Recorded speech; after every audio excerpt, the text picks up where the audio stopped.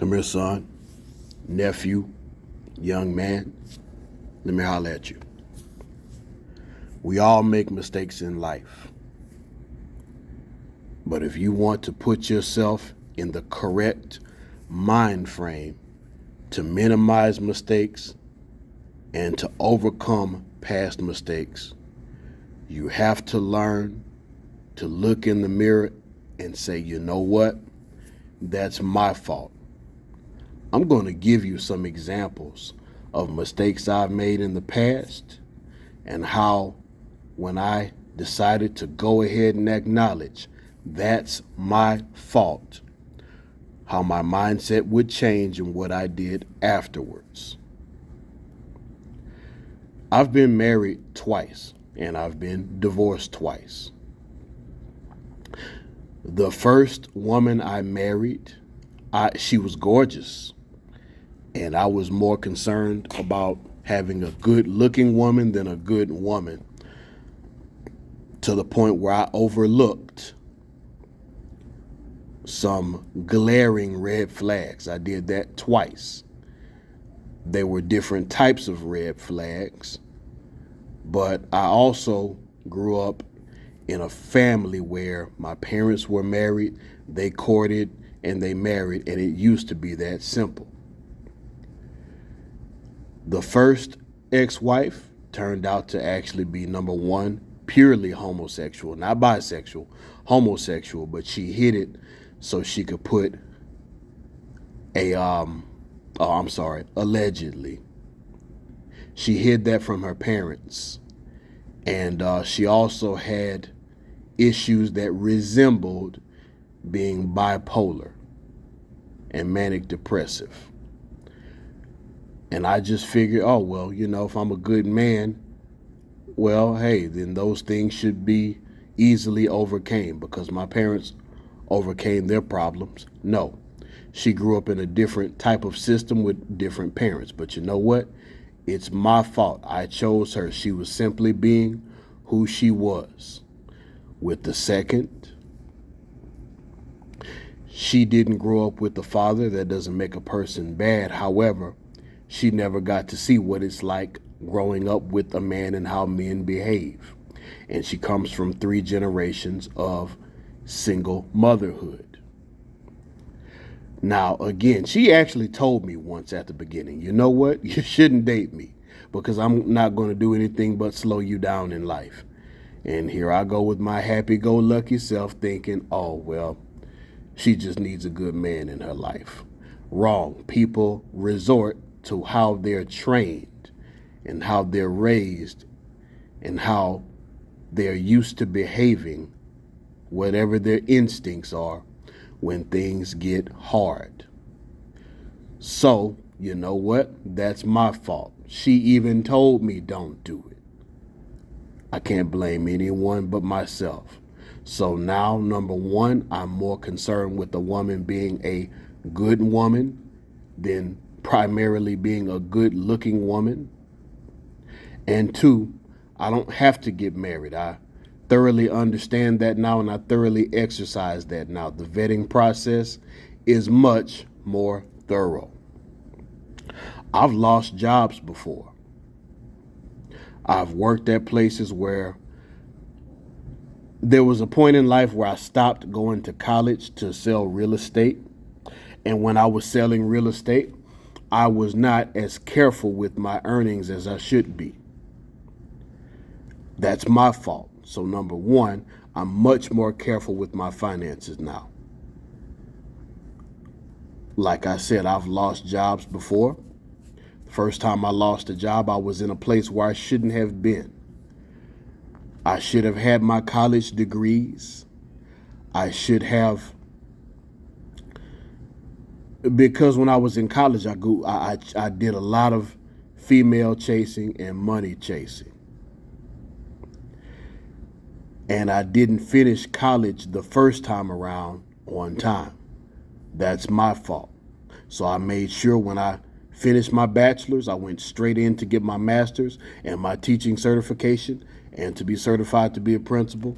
And I'm in the midst of a doctoral program, or I'm 3 chapters in with my dissertation, but I'm probably going to just yank my dissertation and make it into my own book, because I've also learned that it was my fault when I lost jobs and I only had one source of income. So now I've learned to monetize everything that I can. So if something doesn't work out with an employer or with a contractor or a contracting source for my family or whatever the case may be, there's always another way for us to bring revenue in.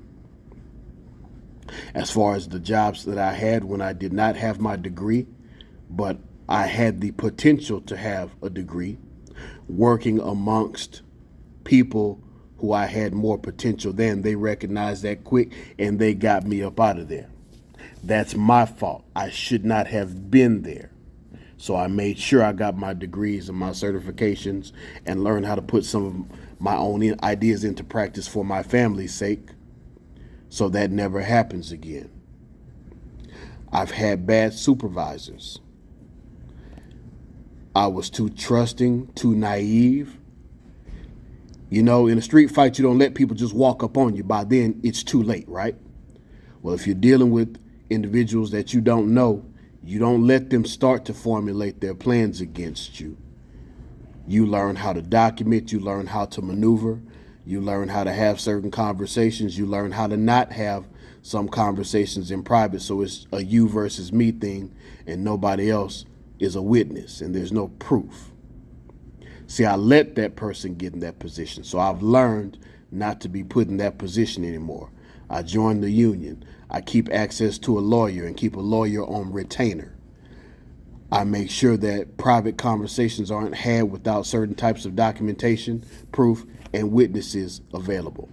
So now when people even start to formulate these things, I make chess moves and I even send a little message to say, hey, not only are you in for a dog fight, you a chihuahua and I'm a pit bull and I'm going to tear your tail up. Now play if you want to. But that was my fault and I learned to not be in those positions again. Anything that you do in life that didn't go well, there was something you could have done better. And that's your fault.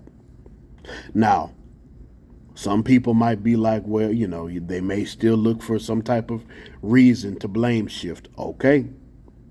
But you can't control what those other people do. You can control what you do. You can control how you react. You can learn to play chess and not checkers, and you can position yourself accordingly to get the best results, both beforehand and during a situation. And then you can learn more from situations and improve upon what you did in the previous situation. Take accountability for your actions and your outcomes, because you're responsible for your actions and your outcomes. You want better outcomes, you got to have better inputs. I get that phrase from a channel called Man of Tomorrow. When I went through that second divorce, I was also in the midst of a lengthy political battle and a legal battle. The political battle, I lost that one. I called myself running for public office, trying to help some folks in the situation that I did the right thing, but the people weren't ready for what myself and this group of people were trying to do. So I've also learned to stop trying to help everybody. Everybody don't want help. Everybody don't want solutions, rather. Some people want a handout. Some people want just to be, they don't mind being abused as long as it's a benign neglect type of abuse. And they don't want change. I've also learned that too. Just because I want something doesn't mean other people want something, no matter how right I may think it is, because perception is reality. That was my fault too. I should have been looking out for me first and mine first, instead of trying to look out for everybody else and be Superman. Now, there are some people that will come to you genuinely and legitimately and actually want to improve. Learn the difference between handouts and then giving solutions. I do one handout and we're done with the handouts. After that is solutions, and that's my personal policy. If a person don't want solutions, I'm probably not who they want to come and hang around. And once they see I have nothing but solutions at that point, we find out who I'm dealing with. But in the past, when I've propped people up and enabled people, that was my fault. So I make sure I don't get put in those positions again. Accountability, responsibility. Those two words will forge you into stone, or forge you into whatever type of form that a precious metal can be forged into, purify you in the process, and make you a fine piece of jewelry, a fine statue, a fine shrine of what a successful, strong, empowered person should embody. And as always, never lose the will to win and never lose the will to survive.